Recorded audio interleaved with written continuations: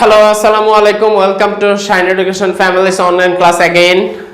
সবাইকে আরও একবার স্বাগতম শাইন স্কুলের অনলাইন ক্লাসে। প্রিয় শিক্ষার্থীরা, আমরা গত ক্লাসে শিখছিলাম ন্যারেশন কাকে বলে, কত প্রকার ও কি কি, ডিরেক্ট থেকে ইনডিরেক্ট ন্যারেশন, কোন কোন বিষয়গুলো পরিবর্তন করলে ডিরেক্ট থেকে ইনডিরেক্ট ন্যারেশন আমাদের জন্য সহজ হয় বা করতে সুবিধা হয়, সেই বিষয়গুলো নিয়ে গত ক্লাসে আমাদের আলোচ্য বিষয় ছিল। আমরা আজকে আলোচনা করব ডিরেক্ট থেকে ইনডিরেক্ট ন্যারেশনে যে 6টা বিষয় পরিবর্তন করতে হয়। আমরা বলেছিলাম গত ক্লাসে রিপোর্টিং ভার্ব, কনজাংশন, রিপোর্টেড স্পিচের ন্যাচারাল স্ট্রাকচার, বিরাম চিহ্ন পরিবর্তন, পার্সন পরিবর্তন, টেন্স পরিবর্তন, নৈকট্যবোধক ওয়ার্ডস পরিবর্তন। এই যে 6টা বিষয় পরিবর্তন করতে হয় আমরা বলেছিলাম। আজকে আমরা শিখব প্রথম দুটি ব্যবহার, অর্থাৎ রিপোর্টিং ভার্ব এবং কনজাংশন পরিবর্তন কিভাবে করতে হয়, কোন সেন্টেন্সের জন্য কোন রিপোর্টিং ভার্ব এবং কনজাংশন প্রয়োজন, আমাদের আজকে আলোচনা থাকবে সেটাই। প্রিয় শিক্ষার্থীরা, এই অংশটুকু আমাদের কি করতে হবে, মুখস্থ রাখতে হবে যে কোন কোন ভার্বগুলো অ্যাসার্টিভ সেন্টেন্সের জন্য এবং কনজাংশন কি, কোন কোন রিপোর্টিং ভার্বগুলো ইন্টারোগেটিভ সেন্টেন্সের জন্য এবং এর রিপোর্টিং ভার্ব কনজাংশন কি ইত্যাদি। এই বিষয়গুলো কিন্তু সব মানে আত্মস্থ করে ফেলতে হবে প্রত্যেকটা শিক্ষার্থীকে। তো আমরা রিপোর্টিং ভার্ব এবং কনজাংশন পরিবর্তনটা কি অনুসারে হবে সেটা হচ্ছে আমরা প্রথমেই জানি। আমরা বলেছি ইনভার্টেড কমার ভিতরে যে অংশটা থাকে তাকে বলা হয় রিপোর্টেড স্পিচ। এই রিপোর্টেড স্পিচের সেন্টেন্সের উপরে ভিত্তি করেই রিপোর্টিং ভার্ব পরিবর্তন হবে। যদি রিপোর্টেড স্পিচ অ্যাসার্টিভ সেন্টেন্স হয় তাহলে রিপোর্টিং ভার্ব বা কনজাংশন একরকম হবে। যদি ইন্টারোগেটিভ হয় তাহলে রিপোর্টিং ভার্ব এবং কনজাংশন একরকম হবে। যদি ইম্পারেটিভ হয় অন্যরকম হবে। তো আমরা আজকে সেই অংশটাই শিখব যে রিপোর্টিং ভার্ব এবং কনজাংশন কোন সেন্টেন্সের জন্য কোনটা হবে। আমরা প্রথমে দেখতে পাচ্ছি অ্যাসার্টিভ সেন্টেন্সের ক্ষেত্রে রিপোর্টিং ভার্ব কি কি হবে। রিপোর্টিং ভার্ব অ্যাসার্টিভ সেন্টেন্সে বেলা হবে সে অথবা টেল, অথবা পাস্ট টেন্স যদি আমরা ব্যবহার করি তাহলে হবে সেইড অথবা টোল্ড। সে এবং টেলের মধ্যে পার্থক্য কি? সে এবং টেলের মধ্যে পার্থক্য হচ্ছে যদি সের পরে বস্তুবাচক অবজেক্ট থাকে তাহলে সেটা হচ্ছে ট্রানজিটিভ ভার্ব, কিন্তু ব্যক্তিবাচক অবজেক্ট যদি থাকে তাহলে সেটা ইনট্রানজিটিভ ভার্ব। সেই জন্য সে ভার্বের পরে যদি কোনো ব্যক্তিবাচক অবজেক্ট বসে তাহলে তার পূর্বে একটা প্রেপোজিশন বসাতে হয়। সেই জন্য সবসময় he said to me, he said to Karim, he said to Rahim ইত্যাদি হবে। কিন্তু যদি টেল ভার্ব ইউজ করি তাহলে কি হবে? He told me, told to me হয় না। কেন হয় না? কারণ টেল সবসময় ট্রানজিটিভ ভার্ব, আর ট্রানজিটিভ ভার্বের বৈশিষ্ট্য হচ্ছে এই ভার্বের সরাসরি পরে অবজেক্ট বসে। তাহলে সে বা টেলের মধ্যে পার্থক্য আমরা বুঝতে পারলাম। অর্থাৎ যদি অবজেক্ট বসাই আমি তাহলে হবে কি? টোল্ড, অর্থাৎ he told me.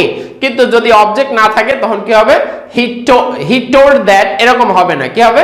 He said that ইত্যাদি হবে। তবে অ্যাসার্টিভ সেন্টেন্সের অর্থ অনুসারে অনেক সময় রিপোর্টিং ভার্ব সে বা টেল না হয়ে কি হতে পারে? Hope, thank, believe, declare, congratulate ইত্যাদি হতে পারে। আর কনজাংশন সবসময় কি হবে? দ্যাট হবে। তাহলে আমরা যদি এরকমটা বলি he said I am ill, এই যে অ্যাসার্টিভ সেন্টেন্স, এটা রিপোর্টিং ভার্ব এবং কনজাংশন কি হয়ে যাবে? He said that. অর্থাৎ যেহেতু assertive sentence I am ill assertive sentence, সেই জন্য রিপোর্টিং ভার্ব এবং কনজাংশন কি হবে? হি সেড দ্যাট। কনজাংশন সবসময় কমা উঠিয়ে দিয়ে ব্যবহার করতে হয়। আমরা 2 নম্বর সেন্টেন্সটা লক্ষ্য করি। যদি সেন্টেন্সটা ইন্টারোগেটিভ হয়, অর্থাৎ রিপোর্টেড স্পিচের ভিতরে অ্যাসার্টিভ না থেকে যদি ইন্টারোগেটিভ থাকে তাহলে আমরা কি করব? তাহলে রিপোর্টিং ভার্বটা আমাদের হয়ে যাবে আস্ক অথবা এনকোয়ার অফ অথবা want to know. Want to know means যদি পাস্ট টেন্স হয় তাহলে হবে wanted to know. Enquire of যদি পাস্ট টেন্স হয় হয়ে যাবে এনকোয়ার্ড অফ, এবং আস্ক পাস্ট টেন্সের ক্ষেত্রে হয়ে যাবে আস্কড। আর কনজাংশন কি হবে? যদি ইন্টারোগেটিভ সেন্টেন্সটা ইয়েস নো কোশ্চেন হয়, অর্থাৎ অক্সিলারি ভার্ব দ্বারা শুরু হয়, তাহলে হবে ইফ অথবা ওয়েদার। আর যদি সেটা ডাব্লিউএস ওয়ার্ডস দিয়ে শুরু হয়, অর্থাৎ what, where, when, why, how এরকম ডাব্লিউএস ওয়ার্ডস দিয়ে ইন্টারোগেটিভ সেন্টেন্স শুরু হয়, তাহলে ওই ডাব্লিউএস ওয়ার্ডসটাই কনজাংশন হয়ে যাবে। আমরা এরপরে একটু লক্ষ্য করি ইম্পারেটিভ সেন্টেন্স যদি থাকে, ইম্পারেটিভ সেন্টেন্সের বেলায় রিপোর্টিং ভার্ব এবং কনজাংশন কি ব্যবহার করব। প্রিয় শিক্ষার্থী, যদি ইম্পারেটিভ সেন্টেন্সের শুরুতে ভার্ব থাকে অথবা প্লিজ, কাইন্ডলি ইত্যাদি দিয়ে শুরু হয়, সেক্ষেত্রে রিপোর্টিং ভার্ব অর্থানুসারে, অর্থাৎ ইম্পারেটিভ সেন্টেন্স যেটা দেওয়া থাকবে সেই ইম্পারেটিভ সেন্টেন্সের অর্থানুসারে অর্ডার, অ্যাডভাইস, ফরবিড, কমান্ড, টেল ইত্যাদি হবে। যদি ইম্পারেটিভ সেন্টেন্স আদেশ বোঝায় তাহলে হবে অর্ডার, অনুরোধ করা বোঝালে হবে রিকোয়েস্ট, নিষেধ করা বোঝালে হবে ফরবিড, হ্যাঁ, সামরিক আদেশ হলে হয়ে যাবে কমান্ড ইত্যাদি। আর কনজাংশনের ক্ষেত্রে কি হবে, ইম্পারেটিভ সেন্টেন্সে ভার্ব দ্বারা শুরু হলে টু হবে, টু। তবে যদি সেন্টেন্সটা নেগেটিভ হয় নট টু ব্যবহার করব, কিন্তু রিপোর্টিং ভার্ব যদি ফরবিড ইউজ করি তাহলে আর নট বসবে না, শুধু টু ইউজ হবে। ইম্পারেটিভ সেন্টেন্স যদি লেট দিয়ে শুরু হয়, লেট দিয়ে যদি শুরু হয় তাহলে কি হবে, লেটের ক্ষেত্রে রিপোর্টিং ভার্ব টেলই হবে আর কনজাংশন হবে দ্যাট, কিন্তু দ্যাটের পরে একটা বাড়তি কাজ থাকবে।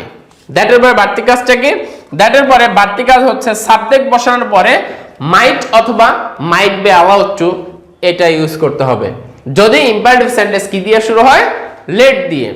তবে ইম্পারেটিভ সেন্টেন্সে আরো একটা ব্যাখ্যা আছে যে যদি লেটের পর আস থাকে অর্থাৎ লেট আস থাকে সেই ক্ষেত্রে আমাদের কি করতে হবে, সেই ক্ষেত্রে রিপোর্টিং ভার্ব প্রপোজ অথবা সাজেস্ট হবে, হয় প্রপোজ হবে না হয় সাজেস্ট হবে।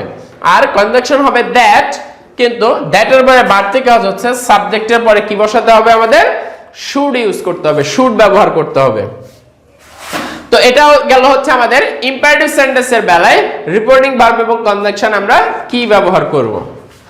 অপটেটিভ সেন্টেন্সের ক্ষেত্রে আমরা কি করব, অপটেটিভ সেন্টেন্সের ক্ষেত্রে রিপোর্টিং ভার্ব হবে উইশ অথবা প্রে, উইশ অথবা প্রে, আর কনজাংশন হবে দ্যাট। আর দ্যাটের পরে বাড়তি কাজ হচ্ছে সাবজেক্ট প্লাস কি বসবে, মাইট ব্যবহার করতে হবে, সাবজেক্ট প্লাস মাইট। উইশ হবে কখন, প্রে হবে কখন, যদি প্রার্থনা করা বোঝায় আল্লাহর কাছে সেক্ষেত্রে প্রে হবে, অন্যান্য ক্ষেত্রে উইশ হবে। এবং এক্সক্লেমেটরি সেন্টেন্সের ক্ষেত্রে রিপোর্টিং ভার্ব এবং কনজাংশন কি হবে, এক্সক্লেমেটরি সেন্টেন্সের reporting verb exclaim with, exclaim with, past টেন্সের ক্ষেত্রে হবে এক্সক্লেমড উইথ।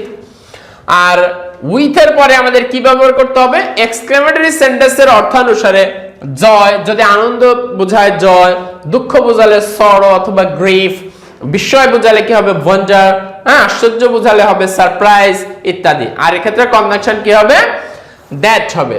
তবে যদি হাউ বা হোয়াট দিয়ে শুরু হয় এগুলোর ক্ষেত্রে আমরা জানি যে ট্রান্সফরমেশনে আমরা শিখে এসেছি যে অ্যাসার্টিভ এক্সক্লেমেটরি সেন্টেন্সকে কিভাবে অ্যাসার্টিভ করতে হয়, হোয়াট বা হাউ থাকলে কি করতে হয়, ভেরি গ্রেট ইত্যাদি ব্যবহার করতে হয়, সেগুলো আমরা ট্রান্সফরমেশন অফ সেন্টেন্সে শিখেছি, সেই রুলসটা আমরা এখানে অ্যাপ্লাই করব।